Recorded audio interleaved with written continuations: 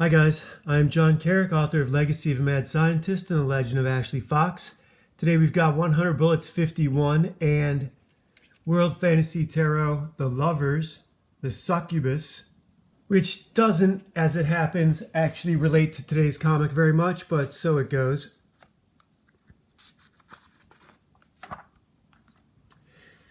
This story is set in the Big Easy, New Orleans.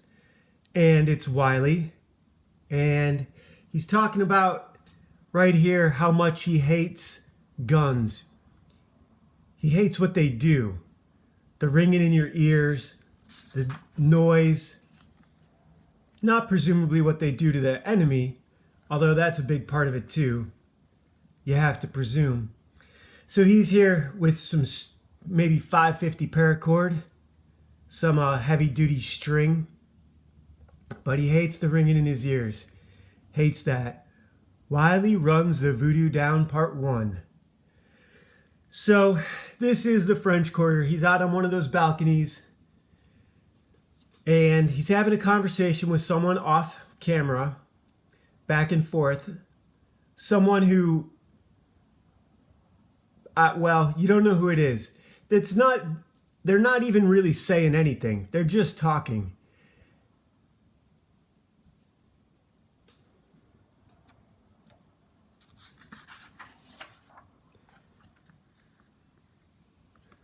There's a bar across the street where Wylie had spent most of the day. This comic cuts back and forth in time, and we get a little bit of Graves too. But jazz is playing, and Wylie likes it. The other guy in the chair, who you can't see, doesn't care for jazz. It never worked for him. Wylie's talking about how it gets in your blood, and that the person playing is really not very good, and does this guy recognize the song? Jazz is something I never got into either, so great art though, great art. What we don't get is one of those backstories going on while they're having a conversation. That would have been a little clever, but maybe these guys are pressed for time, finally, 50 issues in. La Femme Nikita. I think her name is Petra something. I don't remember, but I don't think that is the girl from Terminator.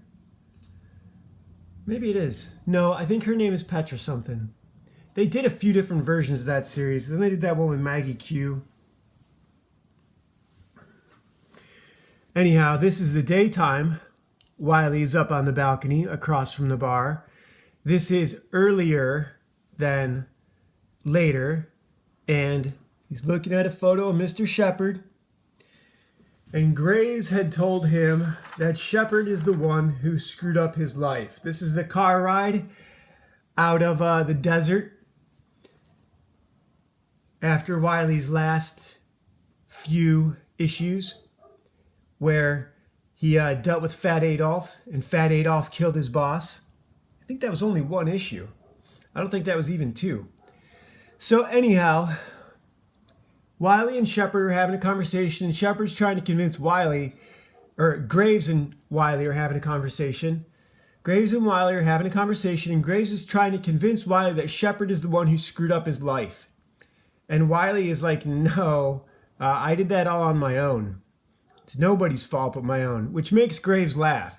That's pretty out of character for Graves.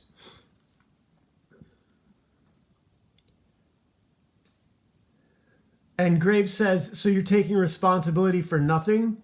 How do you, let me read exactly what he says. He says, yeah, you take responsibility for nothing except taking responsibility for nothing. That's, very Zen, which also gets mentioned right here. Very Zen, isn't it? And then Wylie points out, if I take this briefcase and take on this job you want me to do, and it makes me miserable, are you responsible? So Wylie's his own man. And if he does what Graves wants him to and is unhappy about it, that's not Graves' fault, that's Wylie's fault. I saw the other one with Kubrick and Brian Azzarello for Sergeant Rock. Here we have Garth Ennis war stories. These might be interesting. These might be some comics we should do. I want to do more Conan. I have a big box of Savage Sword over at a friend's house, but I have to go get it, and I don't want to do that, so maybe I'll buy some more. I don't know. Anyhow, this is a good point. And, you know, if Wylie does what Graves wants him to and it makes him miserable, it's nobody's fault but his own. You remember Rose? Wylie does remember Rose. And he's wearing military boots. A pair of nice leather boots. Working man's boots. So he takes the picture, leaves everything else, and goes down to the bar to get drunk. Happy hour, $2. But when he gets in there, this guy says it's $3.50. The sign says $2. Yeah, well, happy hour is 5 to 7. All right. God, beers are probably, what, $7? Same as a mixed drink these days? I have no idea. I haven't seen the inside of a bar in years. This guy runs the place. He's a total dick. Ronnie, where in the fuck's sake is Jones? There's vomit all over the sidewalk. Yeah, well, it's Jones' vomit. He came in drunk. Jesus. This guy's name is Harry. This is important later. Gabe. Yeah, Mr. Harry. So that's Harry. This is Gabe. Gabe is a sort of freaky looking trumpet player. You want to make $10? Go spray down the sidewalk and then sweep the floor and do all this other fucking work for $10. He treats him with no respect. Throws the money at him. And Wylie's sitting here watching all this. April, her name is April. She only came in because she wanted to watch Gabe play. And Gabe's name isn't even Gabe, it's Marty. It's a whole mess, right? So this bar is in the basement of a hotel. And this guy found some Godiva chocolates and offers one to April. Someone left him in one of their rooms. He's obviously a bellhop or a bellboy. Not a concierge, which was the word I forgot so many issues ago. And she says, "Aw, you're sweet." She says, "You're too sweet." She doesn't love him. She loves the chocolates. So Wylie goes walking outside, and Gabe/Marty sprays his boots down and says, shit. He says, "You got me, shit. Blah, blah, blah." And he says, "I said I was sorry." "No, you didn't. You said shit." Same thing, ain't it? What do you think that means? Just kind of funny. But this issue, nothing really happens. It's just some back and forth. It's just some clever dialogue. And I don't want to say just, but that is just all it is. It's just clever dialogue. It's not a lot more than that. This is clever. Aqua Teen Hunger Force. I don't remember her ever being in it.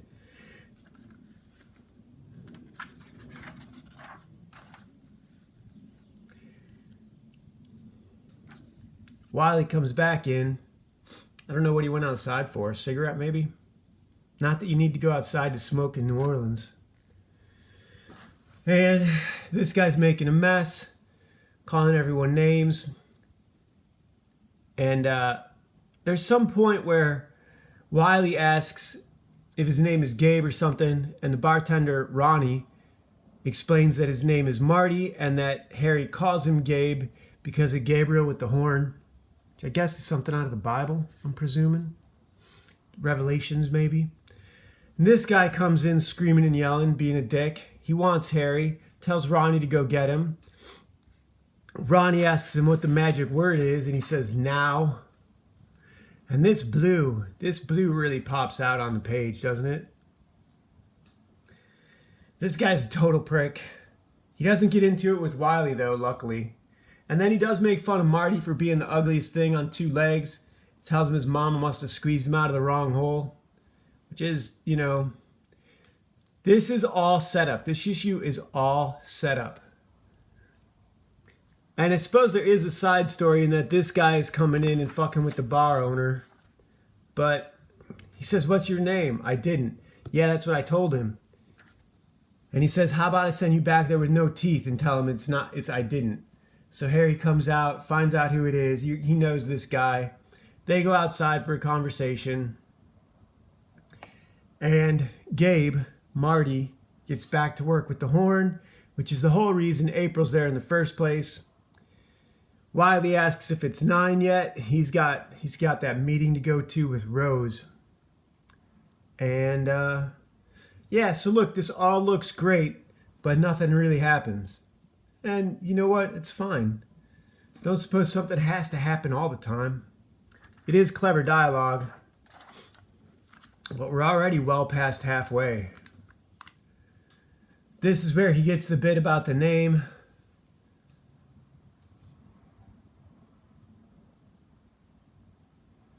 So, and these two are talking about something, but you don't know what it is. He says, I want everything. I already did it. They're having a conversation that's got plenty of subtext, but we just don't know what it is. And now we're getting somewhere, right? This guy says, do I know you? Wylie says, how should I know? So Wylie has not heard the Croatoa yet bit. He does not know who he is as Minuteman. And he may have some business with this asshole. There's no other way to talk. That's one thing. Brian Azzarello is so good at characters. They are always perfectly in character. He knows who they are from the first panel to the last panel. And Eduardo Risso is so good at drawing faces. Everyone is themselves every time. There's no deviation, no variation. All his women don't look the same like a lot of the old comic book artists' women used to look. His characters, you can tell what race they are before they're colored, before the colorist gets to them. You can tell by their facial features. This is as good as it gets. And I hope these guys got paid for this. I don't know how big the distribution of 100 Bullets is, but I hope they got paid really well for it. So Wylie is out of the bar, going to his 9 o'clock appointment with Rose, has to climb a wall because it's gated, and he's in a cemetery. In New Orleans, all the cemeteries are above ground because it constantly floods and the bodies would come up out of the dirt. So he gets to Rose's grave, and there is Shepard and Dizzy. Wylie has smashed his head on one of the cement coffins and is about to pass out. Now, between here and the end, someone reminded Wylie who he is, because now he's in the suit and tie. He is a Minuteman again, and we are getting to the end of this. You got any last requests? And Mr. Shepard asks for a cigarette. So whatever Wylie remembered, it may have been enough to get Shepard tied to a chair. And that is the end of 100 Bullets 51, unfortunately. Wylie may be seriously thinking about stringing this guy up. May not be thinking about it, it might be his plan. So now let's do today's conflicted card, the 5 of Spades. I'm going to read this one to you guys because it needs I need a little refresher, I think. So after the collapse of society, the federal government started a relocation program. They said they would coordinate people's skills and abilities and ship them to different parts of the country according to what they could do for their country. If your government were to try and relocate you and your neighbors, would you embrace this idea, or would you go against the government's orders and stay where you are? And why? So look, read that again. After the collapse of society, there is no federal government. After the collapse of society, you have a gang of assholes fighting each other for power and breaking up communities to weaken those community bonds. That's all they're doing. Anyone who comes saying they're from the government gets a bullet to the face after the collapse of society. And if they come in force, you snipe them from a distance. You guys should go listen to Selco. Go find Selco. Just go look up Selco. There's only one Selco, Selco. And his story is about Bosnia, Sarajevo, Bosnia, Serbia, whatever, that part of the world was, that civil war they had in the 90s. That's what the end of the world is going to look like. So unfortunately, that's it for today. I really kind of wanted to do 51 and 52 together, but yesterday, a couple days ago, we had a strange thing happen where the numbers started to match up with these. Because I'd done 48 before, when I got to 349, it was 349. 350 is 350. I've almost been doing this a year. So anyhow, talk to you guys tomorrow.